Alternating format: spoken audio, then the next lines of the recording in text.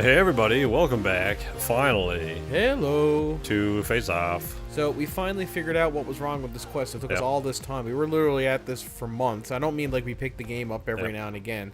Literally, we spent probably 12 hours a day trying to figure out what we wanted. It's fuck looking up a guide. Yeah, so the issue is, we didn't finish the Mage's guild quest line. We kind of just said, fuck you, as soon as we got the mask, and then moved on. Apparently you can't do that, because if you try to ask Urag about the insane book, he just says, do you think Ancano know what the eye is capable of? Apparently what you gotta do is come out here and kill Ancano, so we gotta finish the Mage's quest. And I don't know where I went. You went upstairs. Yeah, I gotta get, god damn it. So anyway, yeah, we gotta go out and kill the dragon and a bunch of other things. And then kill Ancano. But it's a new year. Yep. It's a new graphics card. It is a new graphics card. It's running much better than they used to. It looked like dog shit before. I'm sure everybody notices. Although, I'm sure the poor performance of this game on occasion is because of the mods and also the crippled engine for being like 20 years old at this point. Have they ever upgraded the engine? Nope. Well, they keep upgrading the engine. Change it, sorry? It's the same engine since Morrowind, isn't it? Yeah, pretty well, yeah. Fuck. Pretty well. There's a dragon right there, man. Holy shit. An ancient dragon, though, so you're fucked. Well, there's other people out here shooting at it. Tolfdir and whatnot. Look, it's the mage, Franklin, who is very capable at magic and is heir to the dean or whatever, the archmage. And you just take out a bow and it's dead. Gold. Oh, what happened? Did you change the interface? Yep. I think it's been changed, but maybe it hasn't been. If it isn't, I'm now using. How did these guards get in here? What the hell? Wash your face, dude. I don't know. All right. So, we got to figure. Where's the Staff of Magnus? We got to finish this quest line. So we got to talk to Tolfdir. You're getting fucked off that there's no sprint in this. Alright, here we go. Yep. What the hell's that? I don't know, he just turbo came over here and farted or something. So, what are we doing now? We gotta go kill Ancano now. So Ancano, that dude. Yeah, I think the dragon was completely unrelated. Oh. What's with all the horses? I don't know. Oh, I do like how mods break this game. I think the guards came up here because there was a dragon. Although someone stole your sweet roll. It's like, bitch, you're in my thing. Quick save here. Can I quick save? There we go. Yep. Well. Oh yeah. Okay. One thing I've always been really disappointed by in any of the Elder Scrolls games is how you gotta talk to him, man. Oh. Alright. Beyond every pathetic contains of magic, you cannot touch me. Yeah, he is saying it at him. The staff, use it on the eye. The magic in this game feels really unimpressive. He ate shit there. You gotta use the staff on the thing. You definitely tough that somewhere. I don't think you can drop it. Yeah. Staff of Magnus. Oh my god. What are you gonna do? Just gotta keep using this on this fucking thing. Fucking close.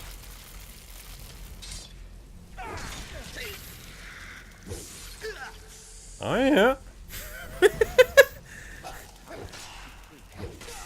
Take that. I see, Franklin. We will engage in the most powerful magical duel Skyrim has ever seen. You just sound effects are back. Fucking this friggin' anomaly thing is harder to kill than Ancano was. I do like the idea of at the end of Harry Potter instead of fucking Ginny. Well, no. Instead of Harry killing Voldemort in a big magical duel, Voldemort is like, "Ha, the boy who lived." And you just see Harry take out a shotgun. Just Jesus Christ, you fucking shot him! We knew you. Your victory here. We knew you'd succeed, Quirio, or whatever your name is. Safeguard the eyeball or whatever. You have the gratitude archmage. I guess we're the archmage now. So Okay. where are they taking it? I don't know. You guys gonna carry this out of here? Or? What is it? Is it just a massive D20? You guys want a hand? Hey, it's Quasimodo. Oh, okay, maybe Well, not. all right. There it goes, I guess. You've done it. Okay, cool. You've done it! You have truly become the Archmage of this college, most powerful wizard in all of Skyrim. Can you tell me about abjuration magic? Don't need that. What is it? I don't think. Orcus Warhammer of Gleaming. Whatever, too heavy. Too many things. We'll investigate his body, see what's on it. He doesn't have anything, it's just clothes. Oh, is it? Fuck, you're late for the party there, Anmund, or whatever the frig your name is. Don't you gotta go to the orc guy? Oh, yeah, right. You fucked up, Aaron. Yeah. There's that big blue spinning thing that keeps everyone awake because it goes right up through where the dorms are. Alright, let's just try and get some sleep.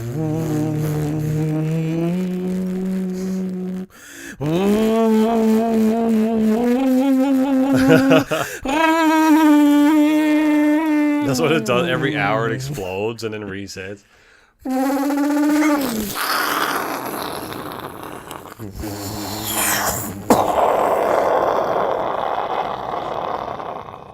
Mages need to be reminded Yep. to be You're like, is it over? There's rumination, boys. He's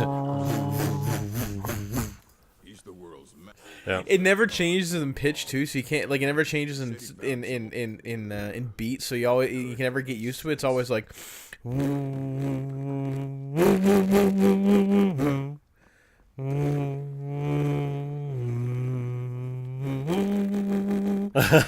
like god damn it. Super loud and then quiet. It's shaking dust down from the rafters. Sounds that's a pretty good didgeridoo impression. Oh, now we gotta go find this buddy man down in the thing. I get this dragon out of the thing. And also bring down the friggin' force field or whatever. Jesus Christ. Oh, I can't even... Okay, well I'm gonna have to like fast travel out of here or something. Alright. Now we're back on track. Alright, now what do we gotta do? With half of an episode sort of to go. Now we gotta go find the old buddy man living out in the iceberg. I don't remember that him. guy? Is he the guy who's talking with Hermes Mordra? Probably. Because there's like two guys living out in icebergs, I'm pretty Oh. sure. I don't know. Oh, this is definitely gonna kill you. Be like, where did the Archmage go? I have questions about the fundamentals of magic I wish to discuss with you. Just hear... You just look outside and he's impaled on a spike. Like, what do you do? It's like, I think he tried to hop skip down the mountain. What the fuck is that? That's a big ass clam. I ain't know there were clams in this. No, I didn't know either. Nice one, Todd. You're welcome. That's our wife, what do you say? My horse died, didn't it? Yeah. In like the first episode. Yeah. I'm glad I spent money on that. You were like, oh man, here's my horse, and immediately came across bandits, and they immediately riddled it with arrows. Well, I came back and it was dead. It's not like I jumped off a thing like Rory does and kills it. Like in the listener videos we did or whatever. Didn't he get some, like, Rory dark got, horse? He got Shadow Mirror, like the unkillable horse, and then flew off a cliff on it and immediately killed it. Alright. And then just ran off. Did the horse actually die, or did Roy just leave it behind? It was probably just unconscious for a while and then he left it. I don't remember how you, like, find companions again once you leave them somewhere in this. Well, it's Oblivion, which, granted, is a much better game than Skyrim because it's terrible. So it's probably you're probably not able to find companions, just like in this game. Yeah, I mean, that's what I meant, because it's kind of the same thing. But there are some follower mods that improve that system a lot, but it also kind of... You should, because sometimes you just fuck off. Like, Yeah. I can't remember the amount of times to be like, okay, Lydia, stay here. And And I go back and she's not there. I'm like, well, she's only in anywhere in the world. Yeah, don't fight those. Well, they're not mad at me anyway, so. That's aight. Man, there's a lot of racket going on. This is the Hermaeus Mora guy. Is it? Yeah, I'm pretty sure it is. Was it the big thing with the big gold thingy down in his whatnot? Yeah, it's Hermaeus. Yeah. Yeah, this is a real big door you got here. Hello. You just hear him downstairs like, finally, I'm alone. Turbo echoey. Yes, yep. Fuck's sakes. Hey, I heard you know about Elder Scrolls. Hang on now. How the fuck did you get here? Some cat drops down from the ceiling with a two-handed katana. Says, "Hey, do you know about Elder Scrolls?" "Yeah, I do." Hey, wait a minute. Hey. Nearby, relatively speaking, cosmologically or whatever. Can you help me get the Elder Scroll or not? Oh my sweet Jesus. The Black Wreath. And the Sky Dome. Yep. Okay. Yep. Gotcha. And away I ascend into the ceiling, into the dark tentacle monster that wants to fuck me or whatever. Oh, maybe that's after this. Spoilers. Pull this up. Gotta go, Alfand. I guess we gotta go here first then. You know, Adam, this is a way longer series than I thought it was gonna be. Yeah. Well, it's not like we just had to do, like, the main game or anything like that. Well, whatever gives us some... That's pretty, though. Look up. Yeah. The turbo... You know what's one of the best things about Ultraviolet. Skyrim? Skyrim has an amazing soundtrack. Just for, like... Yeah, it does. Like, I use it a lot in my D&D campaign, just for, like... Not the battle music is alright, but, like, a lot of just, like, atmospheric in the background music is great. Really great for that. Yeah, it is. I like the ambient song that plays when you're in East March.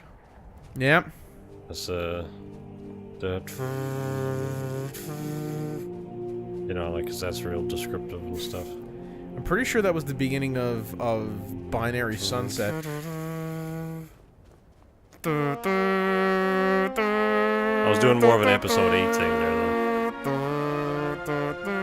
You know, somebody, I think is at the end of the Force Awakens, the Luke theme and the Rey theme play together at the same time. Oh, yeah? Yeah. That's cool. I did, like, can we talk about that now? Yeah, probably. Yeah. I like how when Rey finds Luke, it's been 2 years, and it's been like, oh man, like, are we gonna... Jesus Christ. It's like, I wonder how Luke's gonna react. We finally get to see how Luke reacted to his lightsaber coming back, and he just tosses it over his fucking shoulder. Yeah, and that kind of breaks tradition a little bit with the films, because none of them were, like, immediately after. Yeah. So, I think that's a moment that you kind of can't gloss over, because it's a bit like... That's a big moment. What happens. Yeah. Plus the fans were so, like, wanted to know what was going on. That was kind of a big cliffhanger. Well, it makes sense, though, with the film, because Luke kind of wanted to fuck off with the Force, so he's like, fuck this thing. I like the idea, you know, we were talking about this before, but I'll say it again for the sake of the video. There's a scene in the movie near the end where Luke appears on the planet and all the First Order guys are there, and Kylo Ren says to General Hux, like, you will destroy... I want every gun we have trained on that man. Fire! And then all the AT-ATs and stuff just go like... And they're shooting Luke, and he's like, you know, they're making big explosions, and Kylo's like, more! More! And then General Hux is like, that's enough! And they cease fire, and there's a big cloud of dust. And he's like, do you think he got him? And then Luke still appears there, and he's like, brushes dust off of his shoulder, and it's supposed to be a really badass moment, but it'd be funny if General Hux went, oh no, he's still alive, resume fire! So Luke brushes the dust off of his shoulder, and... That was not... I love that sound effect when the TIE fighters are doing the strafing run on the ground troops. The turbo bass hits. Yeah, that was cool. I'd like to see... It's just like an A-10 Warthog coming in.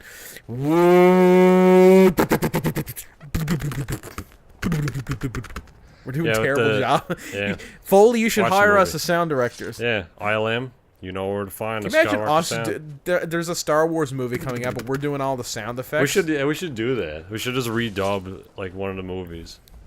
Well, like all sound effects are made with our mouths. Yeah. Take that thing. So it's like like there's just some stuff where you just hear us in the background. It's like, all right, Adam, we need you to make the noise of the AT-ATs. Okay, got that. And I'm just like, like that's not the AT-AT noise. Like I want to do the Rebel siren. That's not in this movie. All right, I'll do the AT-ATs. We'll put a scene with it in the movie then. I'm just gonna fast travel over there now. Because I'm like underneath it in a cliff. There we go. Made it perfect.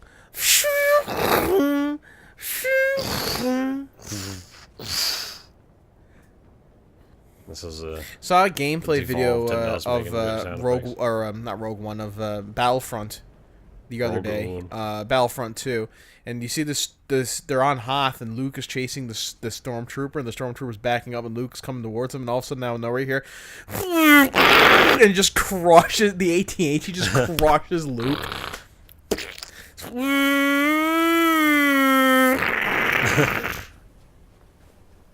I like all these traps that are set that I'm not triggering. Yeah, I liked it. I liked episode 8. I'm surprised you liked it. What? Episode 8. I really liked it. I thought it was one of the better I'm Star Wars surprised you movies. liked it. Why?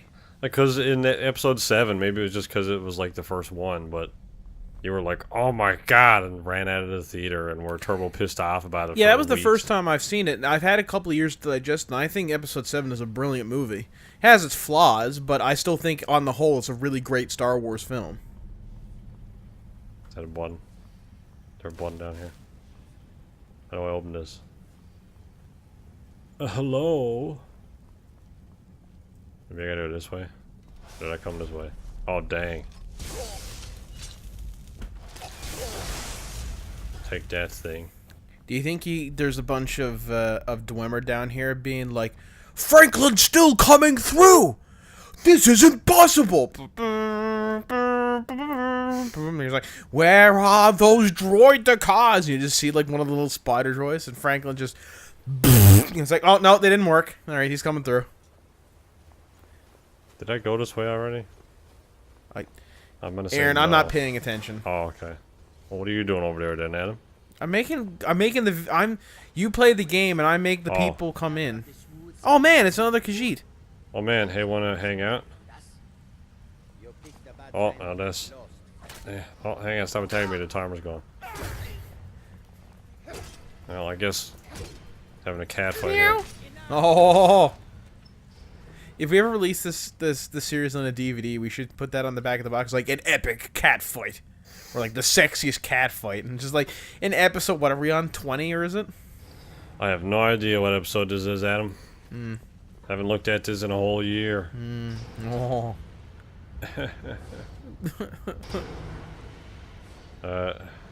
We should do a video, but every time one of us makes a joke, even if the joke is like really funny, we should just be like, Turbo sound bites. A turbo shitty, like, Bill Clinton laugh track. Imagine if, like, watching Majiggy, Big Bang Theory had that, they replaced their regular studio audience laugh track with just Bill Clinton doing that. Because, like, that show is awful. do you know Jimmy Carr? Yeah. The British comedian? It'd be funny if they replaced the laugh track with him, so it'd be like, it's like, Sheldon, you can't possibly do this thing. It will be really socially awkward. Sheldon's like, bazinga, because that's a joke, apparently. You just hear Jimmy Carr in the background going, ha ha ha ha ha ha! There's a dude to your left, I'm pretty sure. Okay, apparently, okay. Let's say, apparently, catch, alright. Jesus Christ! Setting fire to the floor, blows all the plates and metal off all over everything. Fucking goddamn, dude. It exploded. Get fucked. I should probably heal up, I guess.